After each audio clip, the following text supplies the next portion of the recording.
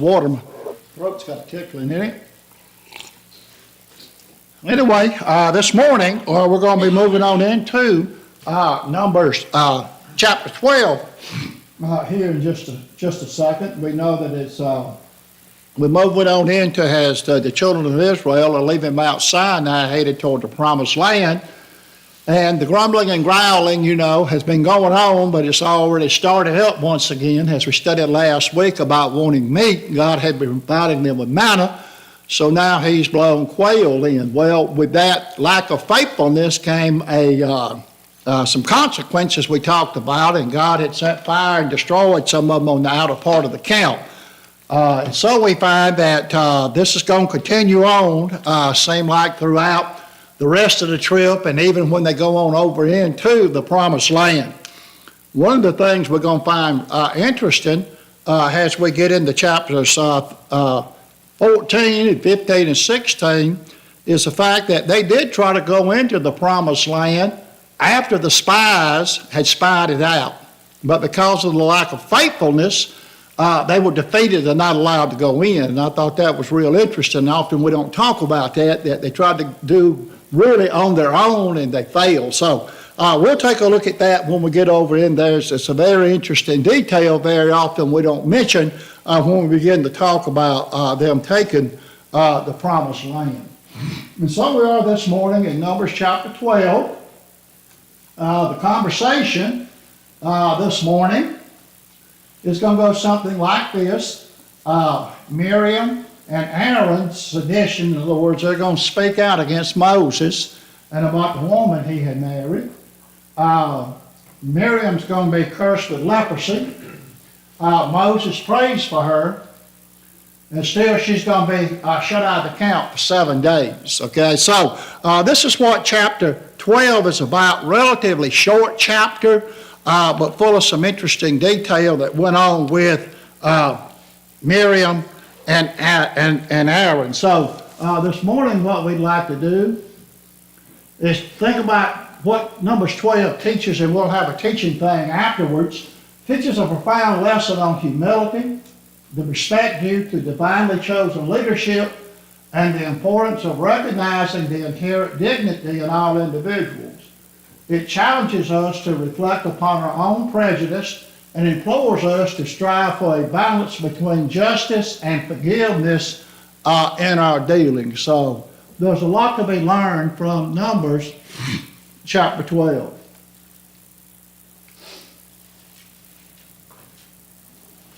So to begin with, the challenge against Moses, we'll read verses 1 and 2. Morgan, have you got that? Numbers chapter 12, verses 1 and 2. Then Miriam and Aaron spoke against Moses because of the Ethiopian woman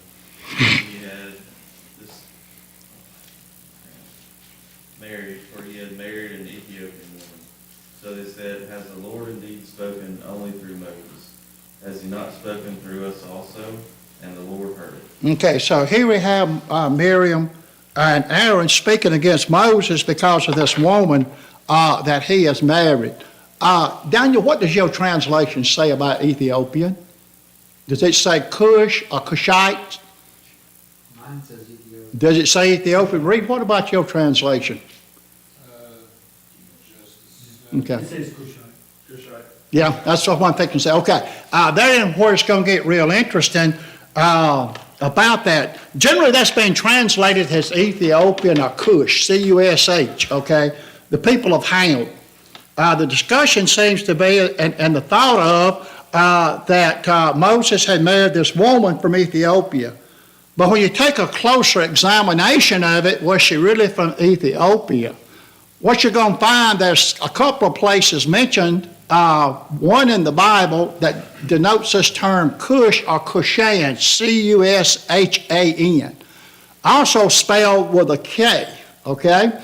That area would be over there toward Midian, and it's a land that joins the Midianites. We know that Jethro was from over there, right? And this land seemed to have been located over around the Gulf of Aqaba, with the Sinai Peninsula on the west of it, and the land of those people from over there, they won't come to it, on the right of it. Seems like the Midianites, it's thought, actually traversed both the Gulf of Aqaba on where Moses was at and where they are naturally located at, okay?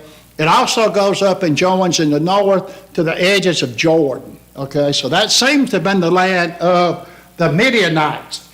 Now, why I say that is because when we turn over to Habakkuk chapter 3 and verse 7, it talks about this land, okay? And it talks about the Chaldeans.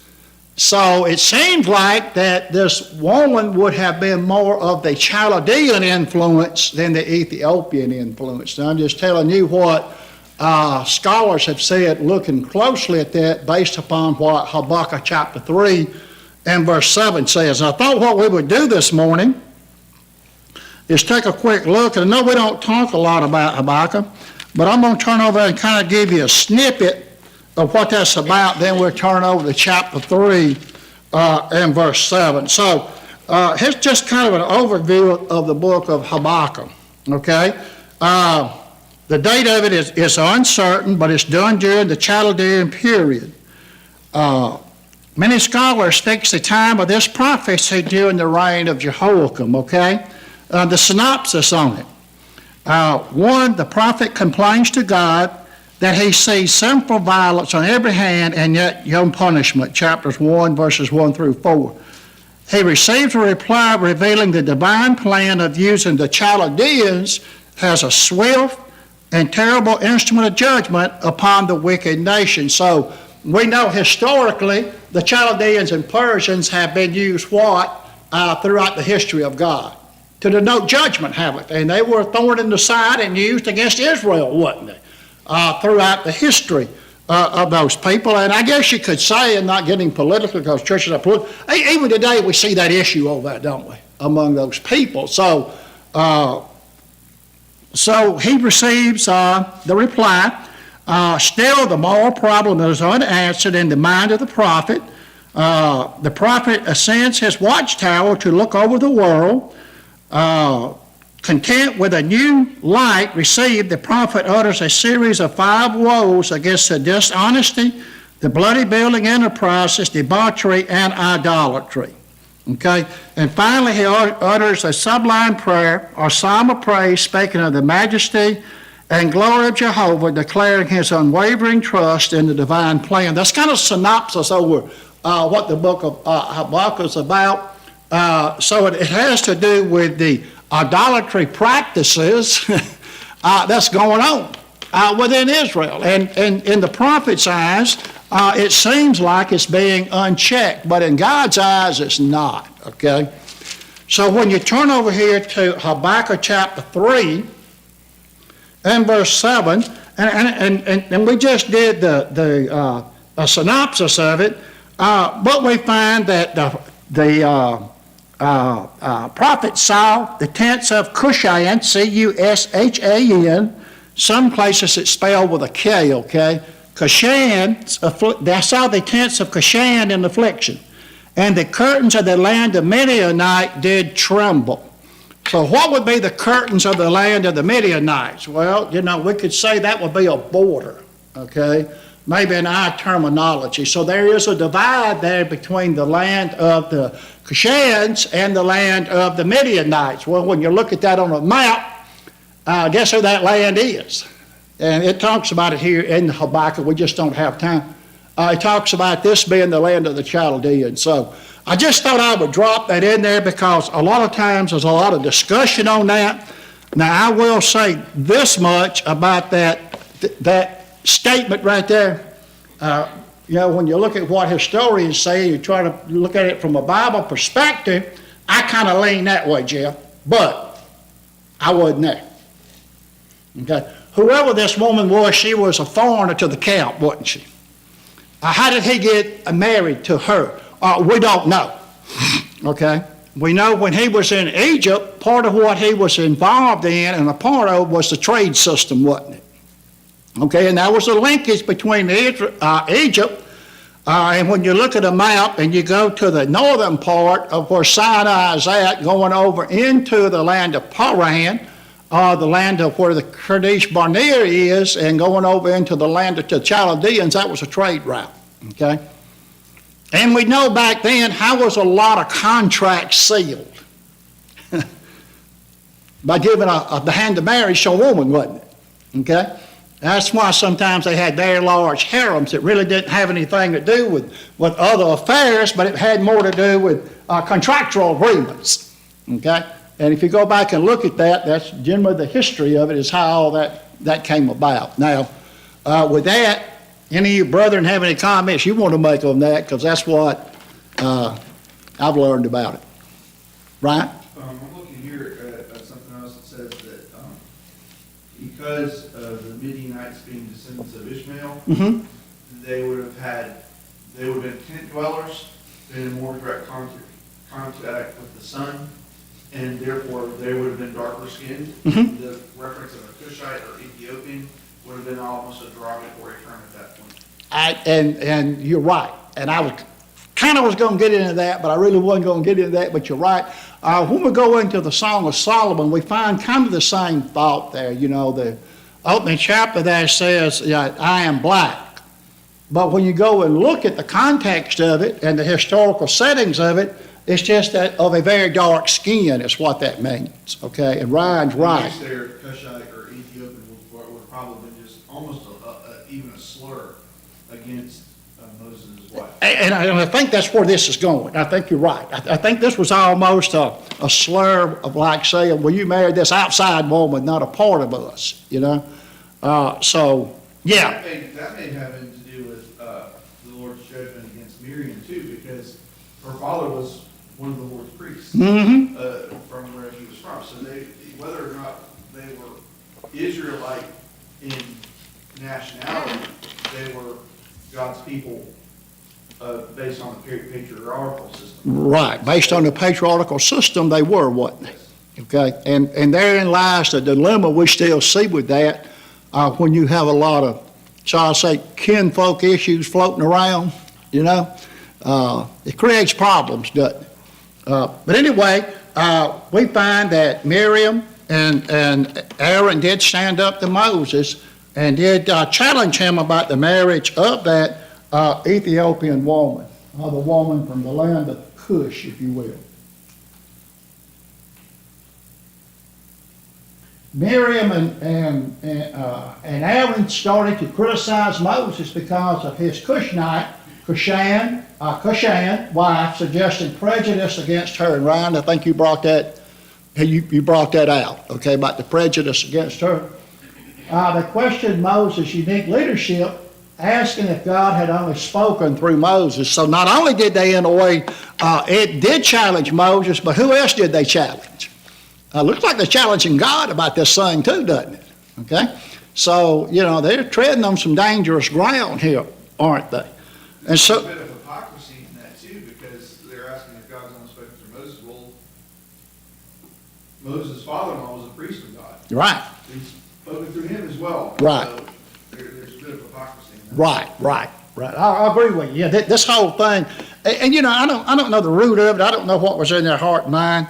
I don't know if it was a sense of jealousy here, some family infighting going on here, or what, okay? But whatever it was, it brought it to the head with this challenge, didn't it?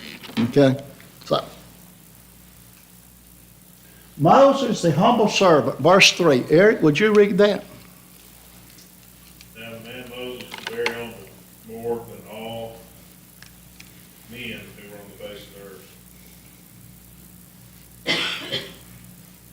Okay. That's all you want me to read, that one verse? Yeah, verse 3. I was just looking down through here. It talks about Moses being very meek.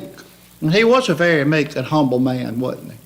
And yet, you know, a lot of times we don't think of people that maybe are meek and humble being capable of leadership, do we? Well, you know, Moses was capable of leadership, didn't he? He had all the qualities, but he didn't let it go to his head, is where I'm going, okay? And we know even Moses, when he first started out, he got off to a wobbly start, didn't he? You know, when God first told him, what did he say? Well, Lord, you want me to go deliver this people? I can hardly speak. You know, who am I to go deliver these people? God said, you go. I made man's mouth, I'll put words in it. Your brother Aaron, he can speak good, take him, you know. So it's a matter of trusting God about these things. And so Moses no doubt carried a lot of respect because of the way he conducted himself. You know, a lot of times when people get in a role of leadership, what happens? They get the big head, don't they, Greg? Okay? And, you know, Reed touched on it in the Bible class Wednesday night, but, you know, Paul could have got the big head. But to keep him from getting a big head, what did the Lord have in his flesh? Some thorn, didn't he? To keep him in check. Okay, you know, you're human like everybody else, okay? Don't go ahead and get that big head, okay? So that's easy to do. But anyway, Moses was the humble and meek servant of God. Despite being the chosen leader, Moses is described as a very humble, more than anyone else on the face of the earth. So, boy, that says a lot, don't it, about an individual, you know. He was more humble than anybody else on the face of this earth. God's intervention. Greg, do you have that verses 4 through 8?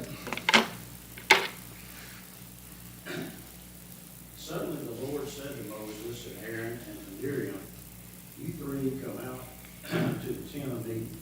So the three of them came out.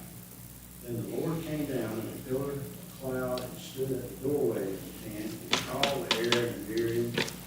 When they had come forward, he said, "Hear now my words.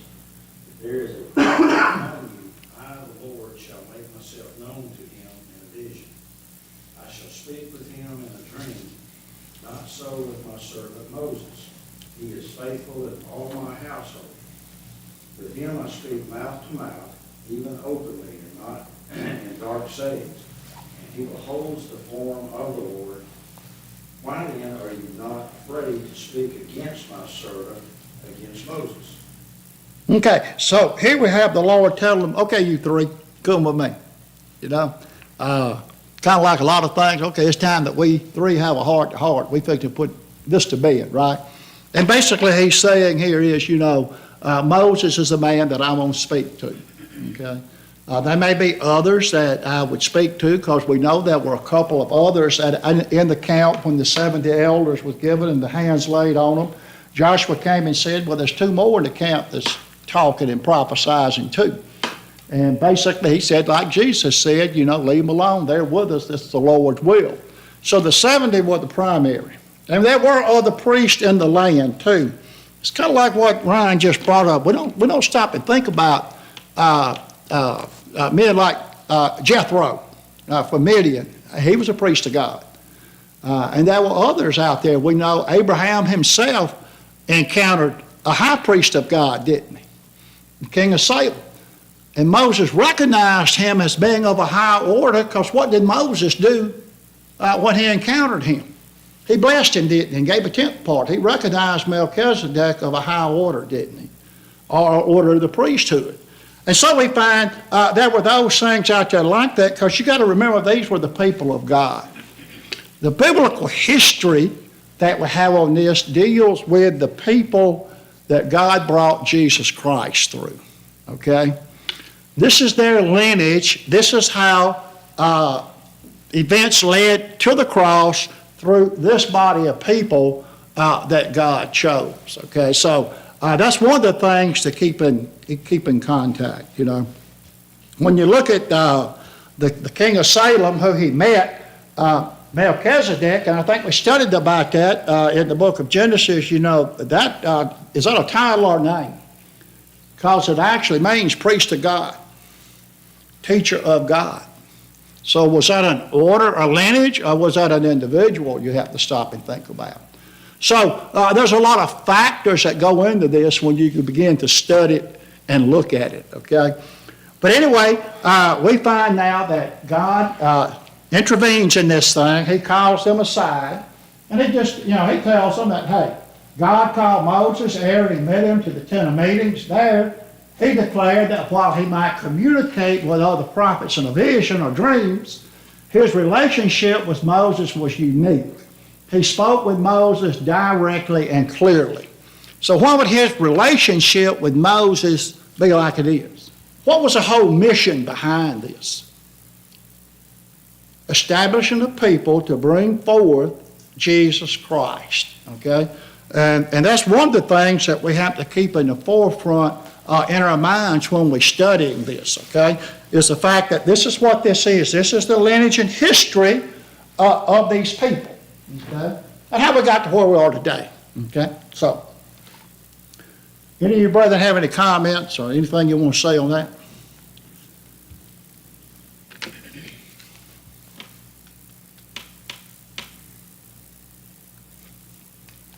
Okay, divine punishment, verses 9 and 10. Daniel, would you read that for us, please?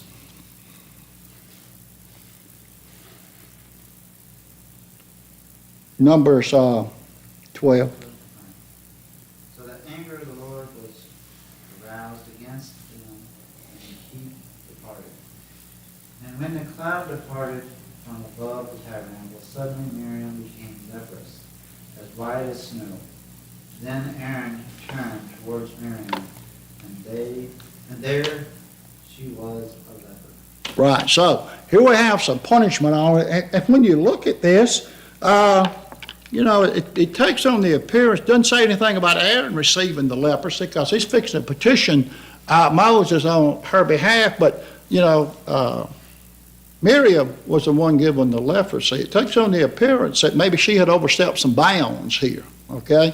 And that she's going to be put to leprosy. I don't know whether it's because of her status as a woman, and we know women, even back then, they were used in certain roles and things, or whether maybe she was the most vocal one out of the group about it and wouldn't hush and go on about it. But it doesn't say.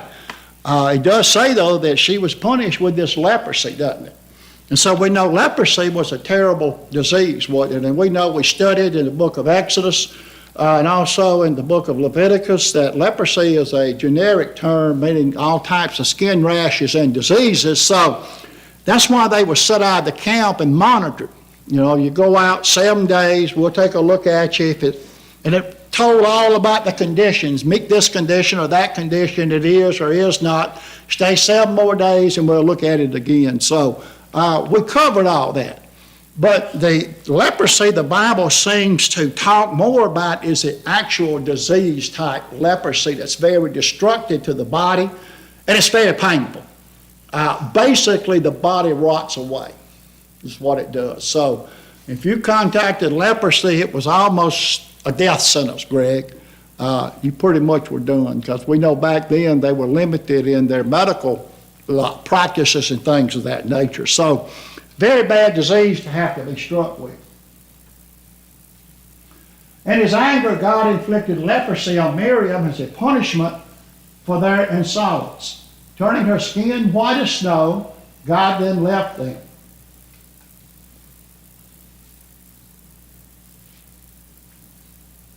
Aaron's plea and Moses' intercession, verses 11 through 13. Jeff, would you read that for us? And Aaron said to Moses, O my Lord, do not punish us because we have done foolishly and sinned. Let her not be as one dead, whose flesh is half eaten away when he comes out of his mother's womb. And Moses cried to the Lord, O God, please heal it, please. Okay, so now we have the intercession coming. Aaron comes to Moses because Moses is the intercessor, isn't he? And has him plead with God on her behalf. She had a terrible disease, didn't she? Hadn't talked much about types and shadows so far in this, but, this is a type and shadow of sin, isn't it? And so we have an intercessor we go to on our behalf, don't we? Jesus Christ. So if we want to get rid of that sin, what must we do? We must obey the gospel. We've got to live faithful too with it, can't we? Because that disease can come back, can't it? If we don't live faithful. So there's some shadows in all this, and we haven't talked very much about. So anyway, so Moses cried unto the Lord, saying, heal her now, O God, I beseech thee. Realizing their mistake, Aaron pleaded with Moses to not hold her sin against them.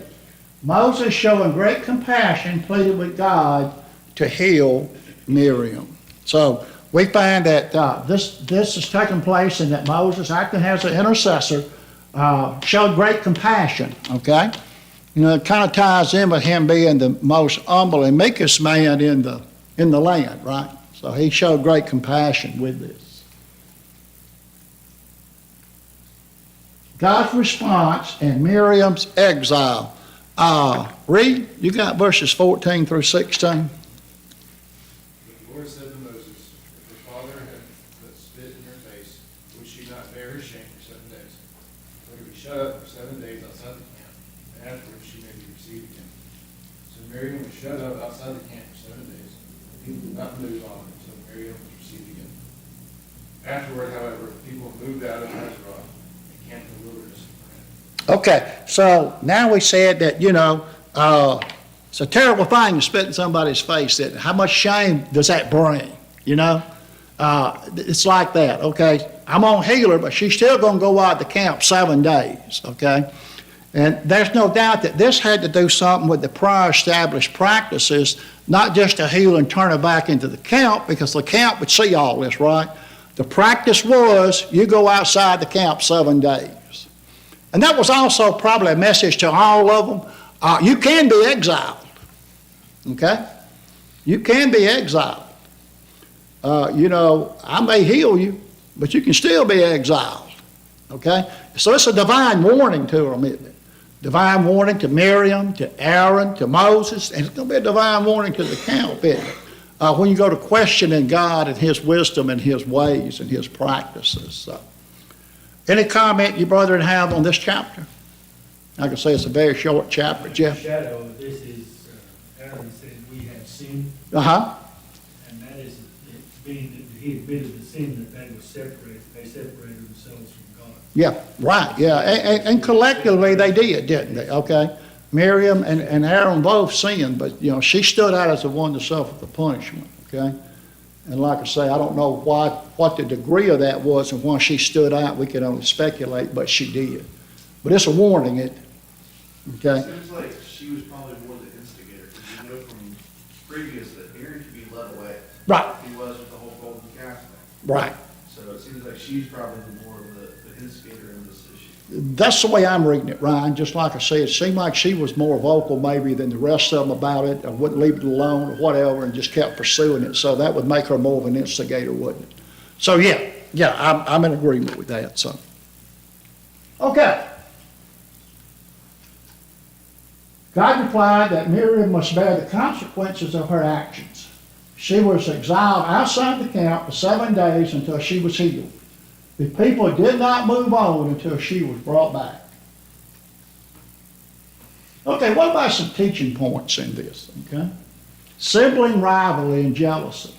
Miriam and Aaron speak against Moses because of the Cushite wife and question his unique role as God's spokesperson. This reveals how jealousy can cloud judgment and lead to discord. So there is a thought about this.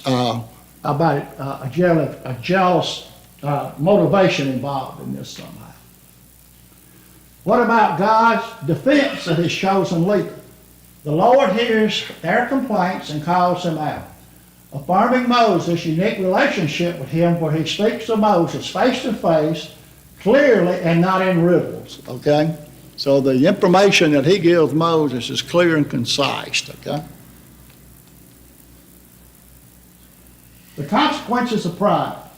Miriam being struck with leprosy has a direct consequences of her actions, illustrating the seriousness of speaking against God's anointed. Moses' intercession. Despite being wronged, Moses intercedes for Miriam, demonstrating his humility and compassion. Isn't that real interesting, isn't it? Despite being wronged, what did he still do? He actually fulfilled his responsibility, didn't he? He could have got mad and said, Lord, won't you just destroy her and let her leave me alone and, blah, blah, blah, blah, blah. But he didn't do that, did he? Okay. Someone has got to be the adult in the situation, right? Okay. And a lot of times, that role is not very well likened, but somebody's got to keep a cool head. Somebody's got to step forward with a good face at it. And so this is what you see here. restoration and repentance. Miriam is healed after 7 days outside the camp, symbolizing the need for repentance and restoration. So see, she was healed, wasn't it? Sometimes we need repentance and restoration, don't we? And we practice that in the church today, don't we, when we sin? We have put a lot of times ourselves outside the camp spiritually, haven't we? And when we recognize our sin, what do? We confess our faults to be what? Restored, don't we? So we see that same practice going on today.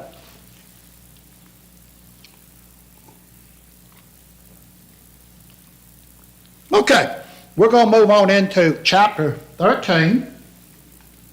Don't know how far we're going to get. And we're going to get into this about where Caleb and Joshua, Caleb and Joshua, they want to go take the land, but the other 10 spies, they're going to complain about it, and we can't do it. Actually, God's going to punish them, okay, those 10 spies with death for that, okay? But anyway, the Bible verse saying, Caleb stilled the people before Moses and said, let us go up at once and possess it, for we are well able to overcome it. Numbers 13 and verse 30. So this is what we're going to be dealing with in this particular study of Numbers 13. Conversation.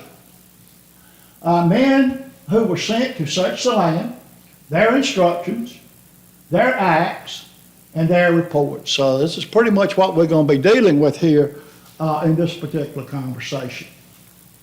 One of the things that's going to stand out in this, you're going to see a sharp contrast between faith and fear.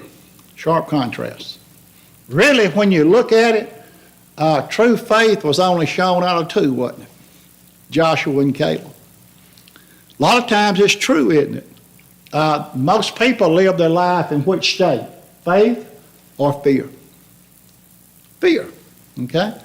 And it could be anything. Well, I'm afraid what tomorrow's going to bring, okay? Or, well, I'm afraid that this is going to happen. Experts tell us in the subject of fear that 95% of the things that we worry about and are anxious over, in which we construe some fear in it, never happen. So, we get worried and anxious a lot of times over things that never happen. So, when you look at that, faith is of God.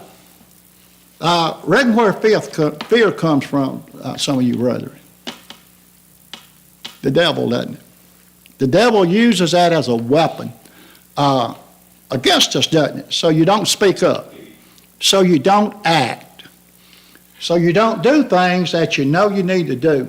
May not be comfortable doing them, but it's got to be done, hasn't it? It's got to be done. Fear, when we looked at the Genesis record of the creation of man, there are a lot of good traits that God put into man for life preservation. Fear is one of them. So why did God put that in us? It's a life preservation factor. If we didn't have fear within us, what would keep us from going out walking in the middle of I-65? If we didn't have fear in us, what would keep us from walking off a cliff? So it's a good trait that God put in us. Also, it was put into us that God would have a way to say, hey, you're going in the wrong direction, you're apostatizing from me, this is going to be the result. So it's also used by God too, isn't it? But it's used as a good trait to make us stay on the straight and narrow, isn't it? To make us to stop and think about what we're doing. But the devil turns around and he uses it against people. And so it is here. And this is what we're going to see, a battle between faith and fear.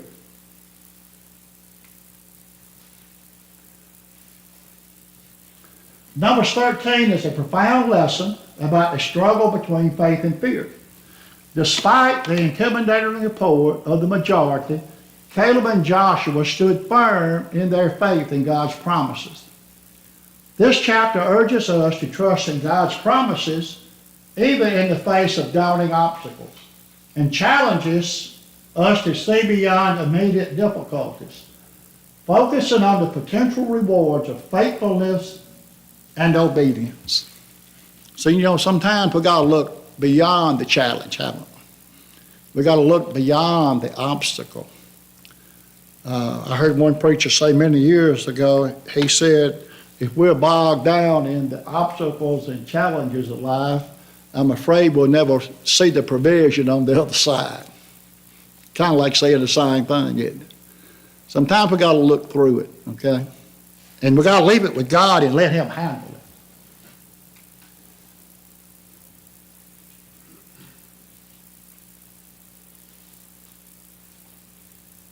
Exploration of Canaan, verses 1 through 20. Ryan, I think we're here with you. Would you begin reading, and I may stop you somewhere about halfway, okay? Sure. The Lord spoke to Moses, saying, Send men to spy out the land of Canaan, which I am giving to the people of Israel. From each tribe of their fathers you shall send a man, every one a chief among them. So Moses sent them from the wilderness of Paran, according to the command of the Lord, all of them men who were heads of the people of Israel. And these were their names. From the tribe of Reuben, Shemua the son of Zakur. From the tribe of Simeon, Shaphat the son of Hori. From the tribe of Judah, Caleb the son of Jephunneh. From the tribe of Issachar, Igal the son of Joseph. From the tribe of Ephraim, Hoshea the son of Nun. From the tribe of Benjamin, Paltai the son of Rahu.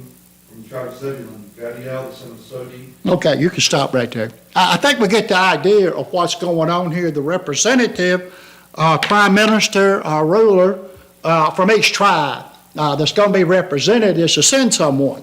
I want you to notice in verse 9, one of them is Joshua, isn't it? It's Caleb of Judah, okay? And another one has to do with Hoshea, the son of Nun. Well, who is this Hoshea?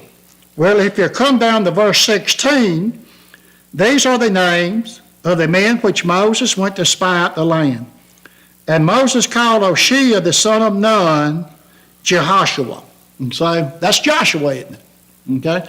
Moses now is going to call Hoshea Joshua. So we see Joshua and Caleb being a part of the 12 men that's going to go out and spy in this land.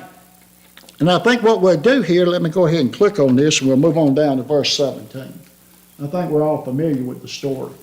God instructs Moses to send 12 leaders from each of the Israelite tribes to explore Canaan, the promised land. Moses sends them from the desert of Paran with specific instructions to assess the land, its cities, the people, and the soil. Primary things to look at, to assess it. What about the people there? Who are they? What are they? What are they capable of? How rich is the land? Okay? What about these cities? How strong are they? How fortified are they? So on and so forth. All pertinent things that you need to know about something before you go in and take it.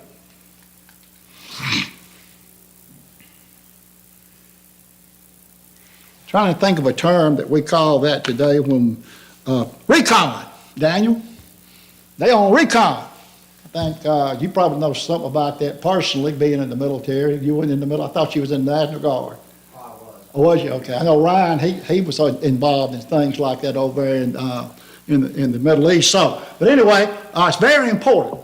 Recon. You got to know what you're up against. You got to know where it's at. You got to know what's going on with it. What are they? Who are they? What are they capable of? What's there? Is it even worth taking? All that's relevant information. That's why a lot of times with a lot of different things in people's lives, a lot of times you'll spend more time reconning than you will trying to go in there and take it, Sometimes recon can go on for years, to get all this figured out. So anyway, this is what we're looking at here. Return to the spies, verses 21 through 25. Eric, I think we're back up here with you. So they went up and spied out the land from the wilderness of Zin as far as Rehob, near the entrance of Moab. And they went up through the south and came to Hebron. Ahiman, Shishai, and Talmai, the descendants of Anak, were there. Now Hebron was built 7 years before Zon in Egypt. And when they came to the valley of Eshcol, and there cut down a branch with one cluster of grapes, they carried it between two of them on a pole. How far over? They brought some of the pomegranates and figs. The place called the Valley of Eshcol because of the cluster which the men of Israel cut down there, and they returned from spying out the land after 40 days. Okay, so here they went in to spy out the land, and they were 40 days, and, they cut down from thence a branch with one, cluster of grapes, and they buried it between them. It was so great and so heavy and so big and so full and so prosperous.